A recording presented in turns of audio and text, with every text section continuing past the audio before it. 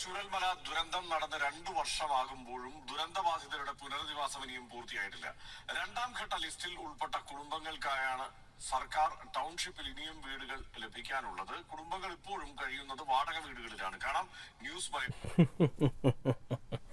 ഞാൻ എന്തിനായി ചിരിച്ചെന്നുള്ളത് നിങ്ങൾക്ക് മനസ്സിലായി കാണും. പിണറായി വിജയനെ തോൽപ്പിക്കുന്നതിൽ കൂടി എന്തോ വലുത് കിട്ടുമെന്ന് വിചാരിച്ച ഒരു കൂട്ടം നന്ദിയില്ലാത്തവർക്ക് കിട്ടിയ എട്ടിൻ്റെ പണി ഞാൻ കഴിഞ്ഞ ദിവസവും പറഞ്ഞു. നന്ദികേട് കാണിച്ച വയനാട്ടിലെ നന്ദികെട്ട ജനങ്ങൾക്ക് കിട്ടിയ ഒരു എട്ടിൻ്റെ പണി അല്ലെങ്കിൽ തിരിച്ചടിയാണ് നിങ്ങൾ കാണുന്നതെന്നുള്ളത്. കഴിഞ്ഞ ദിവസം ഞാനത് പറയുമ്പോൾ ഞാൻ എന്ത് ബേസ് ചെയ്തിട്ടാണ് നിങ്ങളുടെ അടുത്ത് പറഞ്ഞത്? ചൂരൽമലയിലെ ദുരന്ത ബാധിതർക്ക് കിട്ടേണ്ട ഒരു ആനുകൂല്യങ്ങളും ഈ സർക്കാർ കൊടുക്കുന്നില്ല എന്നുള്ളൊരു കാര്യത്തെ പറ്റിയാണ് ഞാൻ സംസാരിച്ചത്. ഇന്നിപ്പോൾ ഈ ഒരു കാര്യത്തെപ്പറ്റി സംസാരിക്കുമ്പോൾ ചൂരൽമലയിലെ ആ ഒരു ടൗൺഷിപ്പിനകത്തെ ആ വീടുകളിലേക്ക് കയറി താമസിക്കാൻ സാധിക്കാതെ വരുന്ന കുറച്ചധികം ആളുകളെ പറ്റിയാണ് ഞാൻ പറയാൻ വന്നിരിക്കുന്നത്. നമുക്കറിയാം, ഇടതുപക്ഷ സർക്കാർ ആദ്യഘട്ടമായിട്ട് 178 വീടുകൾ നിർമ്മിച്ച് നൽകുമെന്ന് പറഞ്ഞതിൽ 178 വീടുകളുടെയും പണി ഏകദേശമൊക്കെ പൂർത്തിയായിരിക്കുന്ന സാഹചര്യത്തിലാണ് ഈ ഒരു വിധി വരുന്നത്. ജനവിധി വന്ന സമയത്ത് ഇടതുപക്ഷം അവിടെ വേരോടെ പിഴുതെറിയപ്പെട്ടു. അവിടെ ടി സിദ്ദിഖ് എന്ന് പറയുന്ന ഡു 8 5 സ്റ്റാർ ഡു നത്തിങ് എന്ന് പറയുന്നത് പോലെ ഒന്നും ചെയ്യാതെ ചിരിച്ചുകൊണ്ടിരുന്ന ഒരാൾ വിജയത്തിലേക്ക് വരുന്നു. ഇതൊക്കെ എങ്ങനെയാണ് വിജയിച്ചതെന്നും എന്തിൻ്റെ അടിസ്ഥാനത്തിലാണ് ഇവർ വിജയിച്ചതെന്നും നമുക്കെല്ലാവർക്കും കൃത്യമായിട്ട് നല്ല ബോധ്യമുള്ളതാണല്ലോ. ഒന്നും ചെയ്യാതെ എങ്ങനെ ഇങ്ങനെ ജയിക്കാൻ സാധിക്കുമെന്നുള്ളൊരു കാര്യത്തെപ്പറ്റി നമുക്കെല്ലാവർക്കും അറിയാം. വെറും മുട്ട സൂചിക്ക് 25 പൈസ കൂടിയിരുന്ന സമയത്ത് പോലും, അതും പിണറായി വിജയനാണ്, ഞാൻ ഒരു എക്സാമ്പിളാണ് കേട്ടോ പറയുന്നത്, അതും പിണറായി വിജയൻ്റെ തലയിലേക്ക് കൊണ്ടുവന്ന് പിണറായി വിജയനെതിരെ സംസാരിച്ചു കൊണ്ടിരുന്ന ഒരു കൂട്ടം ആളുകളായിരുന്നു നമ്മുടെ ഈ പ്രബുദ്ധ കേരളത്തിലെ മലയാളികൾ, അല്ലെങ്കിൽ നമ്മുടെ ഈ കേരളത്തിലെ ജനങ്ങൾ.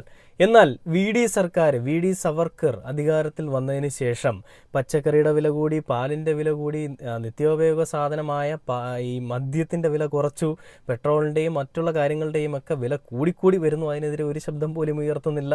അങ്ങനെ ദൈനംദിന ജീവിതത്തിൽ നമുക്ക് ആവശ്യമായിട്ടുള്ള എല്ലാ സാധനങ്ങളുടെയും വില കൂട്ടുന്നു എന്നുള്ളതല്ലാതെ അതിനെതിരെ ഒരു പ്രിക്കോഷൻസും എടുത്തുകൊണ്ടല്ല, അതിനെതിരെ ഒരു നടപടികൾ സ്വീകരിക്കാതെ ജനങ്ങളെ നട്ടം തിരിച്ചുകൊണ്ടിരിക്കുകയാണ്. എൻ്റെ വീട്ടിലൊക്കെ ആണെന്നുണ്ടെങ്കിലും, എൻ്റെ അച്ഛനൊക്കെ ആണെന്നുണ്ടെങ്കിലും കോൺഗ്രസിനോട് വലിയ ഇഷ്ടമുള്ള, BJPയോട് ഇഷ്ടമുള്ള, എന്നാൽ ഇടതുപക്ഷത്തിനോട് അത്രയും ഇഷ്ടമില്ലാത്ത ആളുകളായിരുന്നു. എന്നാൽ കഴിഞ്ഞ ദിവസം അച്ഛൻ വിളിച്ചിട്ട് എൻ്റെ അടുത്ത് പറഞ്ഞൊരു കാര്യമുണ്ട്, മോനെ ആ പിണറായി വിജയനൊക്കെ ഇരിക്കുന്ന സമയത്ത് ഇത്രയും പ്രശ്നം ഉണ്ടായിരുന്നില്ല എന്നുള്ളത്. ഇത് ഞാൻ എൻ്റെ എക്സാമ്പിൾ മാത്രം പറഞ്ഞാണ്. ഇതുപോലെ മറ്റ് പലയിടങ്ങളിലും പലരും ഇതുവരെയും കോൺഗ്രസിനെ ചേർത്ത് പിടിക്കണമെന്ന് ആഗ്രഹിച്ചിട്ടുള്ള പല ആളുകളും അതിശക്തമായിട്ട് എതിർക്കുകയാണ് കോൺഗ്രസിൻ്റെ ഈ ഒരു വൃത്തികേടിനെ. ഈ ജനങ്ങളെ ഇരുട്ടിലാഴ്ത്തുന്ന, ഈ ജനങ്ങളെ ദുരിതത്തിലാഴ്ത്തുന്ന ഇങ്ങനത്തെ ഒരു ഇരട്ടത്താപ്പുള്ളൊരു സർക്കാരിനെ ഇതിനു മുൻപ് നമ്മൾ കണ്ടിട്ടുണ്ടാവില്ല. പിണറായി വിജയൻ കഴിഞ്ഞ 10 വർഷം ഭരിച്ച സമയത്ത് പവർ കട്ടില്ല എന്ന് നമ്മൾ പറയുമ്പോൾ പല ആളുകളും കുരുപൊട്ടി വന്ന് കമൻറ്റ് ബോക്സിൽ പൊട്ടി ഒഴുകിയിരിക്കുന്ന അവസ്ഥയിൽ സംസാരിക്കാൻ നമ്മൾ കാണാറുണ്ട്. എന്താ പറയുന്നത്? പവർ കട്ടില്ലാത്ത 10 വർഷം ആര് പറഞ്ഞു? ഇടയ്ക്കും മുറയ്ക്കുമൊക്കെ പവർ കട്ട് ഉണ്ടായിരുന്നു എന്നാണ്. ഈ ഒരു സമയത്ത്, മഴയുള്ളൊരു സമയത്തായിരുന്നോ പവർ കട്ട് പിണറായി വിജയൻ സഖാവിൻ്റെ ആളുകളും ഇരിക്കുന്ന സമയത്ത് വെച്ചിരുന്നത്? എങ്കിലും പോട്ടെ, മഴയുള്ളപ്പോഴോ മഴയില്ലാത്തപ്പോഴോ പവർ കട്ട് എന്ന് പറയുന്ന ഒരു സാധനം 10 വർഷങ്ങൾക്ക് ശേഷമാണ് ഒരു 10 മിനിറ്റ് അല്ലെങ്കിൽ അരമണിക്കൂറിനകത്തുള്ള സമയങ്ങളിൽ വെച്ചിരുന്നത്. അതും ഏറ്റവും അനിവാര്യമായിരുന്ന സമയങ്ങളിൽ മാത്രമാണെന്ന് വേണമെങ്കിൽ നമുക്ക് എടുത്തു പറയാം. ഉപഭോഗം ഏറ്റവും പീക്ക് ലെവലിലെത്തി നിൽക്കുന്ന സമയത്ത്, വൈദ്യുതി ഉപയോഗത്തിൻ്റെ ഏറ്റവും പീക്ക് ലോഡിങ്ങിൻ്റെ അല്ലെ പീക്ക് സമയത്ത് നിൽക്കുമ്പോഴും ആ ഒരു വൈദ്യുതി എങ്ങനെ മാക്സിമം ജനങ്ങളെ ഇരുട്ടിലാഴ്ത്താതെ ഇരിക്കാമെന്ന് മാത്രം ശ്രമിച്ചിരുന്ന ആളുകൾ പിന്നീട് അത് എങ്ങനെയെങ്കിലും ഒരു 10 മിനിറ്റെങ്കിലും ലോഡ് ഷെഡിങ് വെച്ചേ പറ്റുമെന്ന് മനസ്സിലായപ്പോൾ അവർ ലോഡ് ഷെഡിങ് വെച്ചു. എന്നാൽ അന്ന് എന്തൊക്കെ കോലാഹലങ്ങളായിരുന്നു. ഇന്നിപ്പോൾ നമ്മുടെ ഇടയ്ക്കും മുറയ്ക്കും എല്ലാം പവർ കട്ട് വന്നുകൊണ്ടിരിക്കുമ്പോൾ ആർക്കും ഒന്നും പറയാനില്ല. എല്ലാവരും വലിയ സഹനശക്തിയുള്ള ആളുകളായി മാറിയിരിക്കുകയാണ്. ഞാനിപ്പോൾ പറഞ്ഞു വന്നത് വയനാട്ടിലെ വീടിനെ പറ്റിയാണ്. അവർക്ക് വേണ്ടുന്ന ആനുകൂല്യങ്ങളൊന്നും കൊടുക്കാതെ അവരെ വിശ്വസിച്ച്, അതായത് കോൺഗ്രസിനെ വിശ്വസിച്ച് അവർക്ക് വേണ്ടി അവരുടെ കയ്യിൽ, അതായത് വോട്ട് ചെയ്ത ആളുകളുടെ കയ്യിൽ മഷിയും പുരട്ടിക്കൊടുത്ത്, ആ മഷി എന്ന് പറയുന്നത് വിഷത്തിൻ്റെ മഷിയായിരുന്നു എന്ന് അവർക്കിപ്പോൾ മനസ്സിലുണ്ടാവും. ആ ഒരു വിഷത്തിൻ്റെ മഷി വിരലിൽ പുരട്ടി അവർ പോയി വോട്ട് കുത്തിയത് അവരെ ദ്രോഹിക്കാൻ വന്നാൽ അവരെ കാർന്നു തിന്നാൻ വരുന്ന നരാധകന്മാർക്കായിരുന്നു. ആ നരാധകന്മാർ ഇന്ന് അധികാരത്തിൽ വന്നിട്ട് തിരിഞ്ഞു പോലും നോക്കാതിരിക്കുന്ന ഒരു കാഴ്ച കൂടിയാണ് നമ്മൾ കാണുന്നത്. കഴിഞ്ഞ ദിവസം ഒരു വയോധികയെ, ഒരു പ്രായം ചെന്നൊരു അമ്മയെ ഈ മുഖ്യമന്ത്രി വി.ഡി. സതീശനെ കാണാൻ ചെന്നു എന്നതിൻ്റെ പേരിൽ പോലീസ് എടുത്തിട്ടടിക്കുന്നു. പിന്നീട് അവർക്ക് മാനസിക ബുദ്ധിമുട്ടുണ്ട്, മാനസികാരോഗ്യ കേന്ദ്രത്തിലാക്കാൻ പോകുന്നു, അവരെ ഭീഷണിപ്പെടുത്തുന്നു എന്നൊക്കെ പറഞ്ഞ് ന്യൂസ് കണ്ടതാണ്. ഇത് വെറും ന്യൂസുകാർ കുത്തിപ്പൊക്കി കൊണ്ടുവന്നൊരു കാഴ്ചയൊന്നുമല്ല. എന്നാൽ വി.ഡി. സതീശൻ പറയുന്നത് എന്നെ കാണാൻ വന്നൊരു അമ്മയെ ഞാൻ അങ്ങ് മർദ്ദിപ്പിച്ചു എന്നൊക്കെ പറഞ്ഞുകൊണ്ട് തെറ്റായ വാർത്തകൾ പ്രചരിപ്പിക്കുന്നു എന്നാണ്. പക്ഷേ ആ അമ്മ തന്നെ പറയുന്നുണ്ട് വി.ഡി. സതീശൻ അവിടെ ഉണ്ടായിരുന്നു, എന്നെ അടിക്കുന്നത് കണ്ടിട്ടൊന്നും അദ്ദേഹം പറഞ്ഞിട്ടില്ല, അദ്ദേഹം പറഞ്ഞതിൻ്റെ പേരിലാണ് എന്നെ വന്ന് ആക്രമിച്ചതെന്നാണ്. എന്താണ് അതിന് മറുപടി പറയാനുള്ളത്? ഒരു മറുപടിയും കാണില്ല. ഇവർക്കൊക്കെ മെഴുകാൻ ഒരുപാട് കാരണങ്ങളും ഒരുപാട് കള്ളത്തരങ്ങളുമുണ്ട്. ഈ കേരളത്തിലെ മണ്ടന്മാർക്ക് അത് മതി താനും. എന്തായാലും വയനാട്ടിലെ ബാക്കി നമുക്ക് വിഷയം ഒന്ന് കണ്ടു നോക്കാം. വാർത്താ പരമ്പര.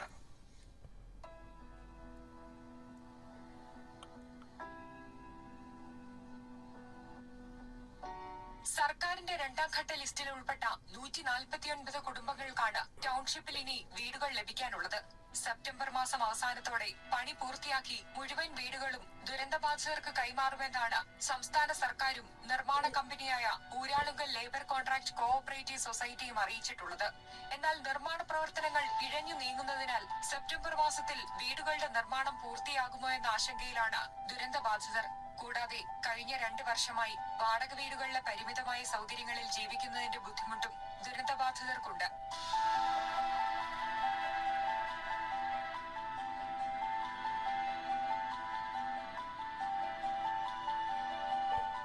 ഈ 149 ആളുകള് വളരെ പ്രയാസപ്പെട്ടിട്ടാണ് പല വീടുകളിലും കഴിയുന്നത്. പൊട്ടിയൊലിഞ്ഞ് ചോർന്നൊലിക്കുന്ന വീടുകളിലും പിന്നെ അതുപോലെ സൗകര്യങ്ങളില്ലാത്ത വീടുകളിലും അങ്ങനെ പല പല പ്രയാസങ്ങളിലാണ് ഈ ബാക്കിയുള്ള 149 പേര് കഴിയുന്നത്. ഇപ്പൊ 1 വർഷം കഴിഞ്ഞതിന് ശേഷം എന്താ പറയാ ഭയങ്കര സമ്മർദ്ദം വാടക കൂട്ടാൻ വേണ്ടി ഇപ്പോഴും പല ആളുകളും എഗ്രിമെന്റ് പുതുക്കാതെ വാടക കൂട്ടണം എന്ന് പറഞ്ഞിട്ട് പിന്നെ പ്രഷർ ചെയ്യുന്നുണ്ട്. അപ്പൊ ആ ഒരു പ്രതിസന്ധിയും കൂടി ഉണ്ട്. ആകെ 410 വീടുകളാണ് ടൗൺഷിപ്പിൽ ഒരുങ്ങുന്നത്. ഇതിൽ 178 വീടുകൾ മെയ് മാസം അവസാനത്തോടെ ആദ്യ ലിസ്റ്റിൽ ഉൾപ്പെട്ട കുടുംബങ്ങൾക്ക് കൈമാറിയ 178 വീടുകളടക്കം ആകെ 317 വീടുകളുടെ വാർപ്പാണ് ഇതുവരെ പൂർത്തിയായത്. വീടുകളുടെ പണി അടിയന്തരമായി പൂർത്തിയാക്കി തങ്ങൾക്ക് കയറി താമസിക്കാനുള്ള സൗകര്യങ്ങൾ ഒരുക്കണമെന്നാണ് ദുരന്തബാധിതർ ആവശ്യപ്പെടുന്നത്. ന്യൂസ് മലയാളം, വയനാട്. കണ്ടില്ലേ, ഈ 178 വീടുകൾ കൊടുത്തത് കോൺഗ്രസ് അധികാരത്തിൽ വന്നതിന് ശേഷമോ കോൺഗ്രസിൻ്റെ നേതാക്കന്മാരുള്ളത് കൊണ്ടോ ഒന്നുമല്ല. ഈ 178 വീടുകൾ സാക്ഷാത്കരിച്ചല്ലേ സാധ്യമാക്കി കൊടുത്തത് നിശ്ചയദാർഢ്യത്തിൻ്റെയും കർക്കശ സ്വഭാവത്തിൻ്റെയും ഈ ഏകാധിപതിയെ ചമഞ്ഞിരിക്കുന്ന ഒരാളൊക്കെ ഉള്ള സമയത്തായിരുന്നു. അങ്ങനെയുള്ളൊരു വ്യക്തിയുടെ ആ ഒരു പ്രത്യേക താല്പര്യാർത്ഥമായിരുന്നു. പ്രത്യേക താല്പര്യം എന്ന് പറയുമ്പോൾ അദ്ദേഹത്തിൻ്റെ കയ്യിൽ നിന്ന് എടുത്തുകൊണ്ടൊന്നും ഉണ്ടാക്കിയെന്നല്ല ഞാൻ പറയുന്നത്.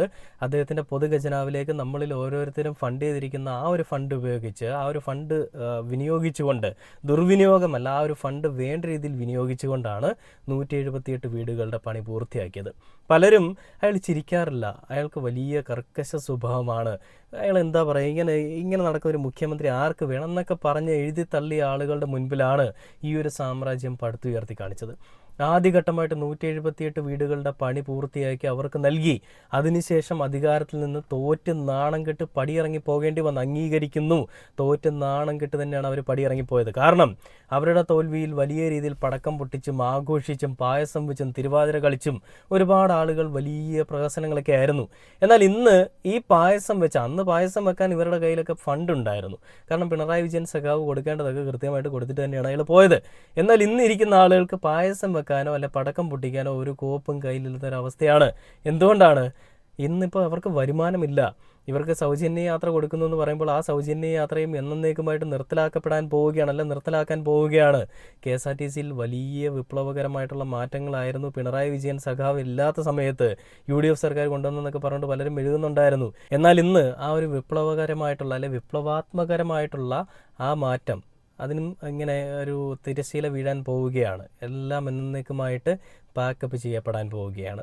അപ്പോൾ വയനാട്ടിലെ ദുരന്തബാധിതർ എന്തെങ്കിലുമൊക്കെ അങ്ങ് കിട്ടിയാൽ മതി, പിണറായി വിജയനെ തോൽപ്പിച്ച് കഴിഞ്ഞാൽ ഞങ്ങൾക്ക് എന്തൊക്കെയോ വലുത് കിട്ടുമെന്ന് ആഗ്രഹിച്ചതാണ്. പക്ഷേ ഒന്നും കിട്ടിയിട്ടില്ല. നാണം കെട്ട കൊങ്ങിയ അടിമകളെ, ഞാൻ എടുത്തൊരു ചോദ്യം ചോദിക്കട്ടെ, ആ ശ്രുതി എന്ന് പറയുന്ന പെൺകുട്ടിക്ക് ആ ദുരന്തമുണ്ടായ അന്ന് തന്നെ വീട് വെച്ച് നൽകുമെന്നാണ് നിങ്ങളുടെ സിദ്ദിഖ് പറഞ്ഞത്. ആ പറഞ്ഞ സിദ്ദിഖിനെ കൊണ്ട് ആ വീടിൻ്റെ തറക്കല്ലിടാനായിട്ട് ഇതുവരെ സാധിച്ചിട്ടുണ്ടോ? ആ പെൺകുട്ടി അന്ന് ഇടതുപക്ഷ സർക്കാർ വെച്ച് കൊടുക്കുന്ന വീട് വേണ്ട, എനിക്ക് സിദ്ദിഖ് സാർ വെച്ച് തരുമെന്ന് വിശ്വസിച്ചിരുന്ന് അവസാനം ആശുപത്രി വിട്ടു വന്നപ്പോൾ അതിന് വീടുമില്ല, കൂടുമില്ല, ഒരു കോപ്പുമില്ലാത്ത അവസ്ഥയിലായി. എന്നാൽ ഇടതുപക്ഷ സർക്കാർ അതിനെയും കൈയൊഴിഞ്ഞില്ല. അന്നത്തെ ലിസ്റ്റിൽ ഇല്ലാത്തത് കൊണ്ട് തന്നെയും അതിന് വേണമെങ്കിൽ ഫണ്ട് കൊടുക്കാം, ആ ഫണ്ട് വെച്ചുകൊണ്ട് വേണമെങ്കിൽ വേറെ വീട് വെച്ച് നൽകാം, അല്ലെ വേറെ വീട് അവർക്ക് വെക്കാം എന്നുള്ള രീതിയിൽ പറഞ്ഞിട്ടും ആ പെൺകുട്ടി വീണ്ടും കോൺഗ്രസിനെ വിശ്വസിക്കുകയാണ് ചെയ്തത്. ഇന്ന് കോൺഗ്രസ് അധികാരത്തിൽ വന്നപ്പോൾ ആ പെൺകുട്ടി കോൺഗ്രസിനെ കാണാൻ പോകുന്നു, സിദ്ദിഖിനെ കാണാൻ പോകുന്നു, മറ്റ് പല പാർട്ടി നേതാക്കന്മാരെയും കാണാൻ പോകുന്നു. അങ്ങനെ പോയിട്ട് ആ വീട്ടിലേക്ക് അല്ലെ അതിനൊരു സ്വന്തമായിട്ട് വീട് കിട്ടുമെന്ന് ആഗ്രഹിച്ചിരിക്കുന്നു. പക്ഷേ ഇവർക്കെല്ലാം സ്വന്തം കീശ വീർപ്പിക്കണം, ഇവരെ വിജയിപ്പിച്ച് വിട്ട, അല്ലെ ഇവർക്ക് വേണ്ടി വോട്ട് ചെയ്ത, അല്ലെ ഇവർക്ക് വേണ്ടി പിണറായി വിജയനെ തോൽപ്പിക്കാനായിട്ട് മുന്നിൽ നിന്ന് ആളുകളെ സഹായിക്കുന്നതിനേക്കാൾ അപ്പുറം സ്വന്തം കീശ എങ്ങനെ വീർപ്പിക്കാമെന്നാണ് ഇവരെല്ലാം തീരുമാനിക്കുന്നത്. അങ്ങനെ ഇരിക്കുന്ന സാഹചര്യത്തിൽ വയനാട്ടിലെ ടൗൺഷിപ്പിൽ താമസിക്കുന്ന ആളുകൾ മാത്രമല്ല, കേരളത്തിലെ എല്ലാ ആളുകളും പെട്ടുപോകുന്ന ഒരവസ്ഥയാണ്. അല്ലെ പെടും, ഇതല്ലാതെ ഒന്നും കാണാനില്ല. 5 വർഷം സഹിക്കുക എന്ന് മാത്രമല്ലാതെ വേറെ ഒന്നും ഇതിനെപ്പറ്റി പറയാനില്ല. എന്തോ വലുതായിട്ട് അങ്ങ് ഉരുട്ടി കിട്ടുമെന്ന് വിചാരിച്ചല്ലേ? അനുഭവിച്ചോളിൻ മക്കളെ. ആ വീടിൻ്റെ പണിയൊക്കെ ഇനി എന്ന് തുടങ്ങും, ഏത് കാലത്ത് തുടങ്ങുമെന്ന് നമുക്ക് ആർക്കും ഒരു ഉറപ്പുമില്ല. അല്ലെങ്കിൽ അത് ചെയ്തു തരാമെന്ന് പറഞ്ഞ ആളുകൾക്ക് പോലും ഒരു ഉറപ്പില്ല. എന്തൊരവസ്ഥയൊക്കെയാണ്.